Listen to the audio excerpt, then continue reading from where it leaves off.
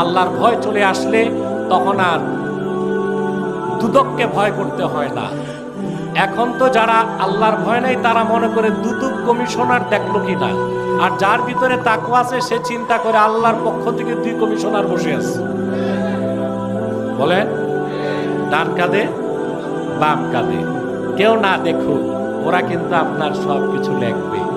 এই টেন্ডেন্সি, এই অনুভূতি যার ভিতরে আছে যে আল্লাহ তাআলার পক্ষ থেকে 2 কমিশনার সব লিখতেছে, ওই লোকটা কি গলায় ফাঁসি দিল, ও কি ঘুষ খাবে, খাদ্যে ভেজাল মিশাবে, সিন্ডিকেট করে খাদ্যের দাম বাড়াবে?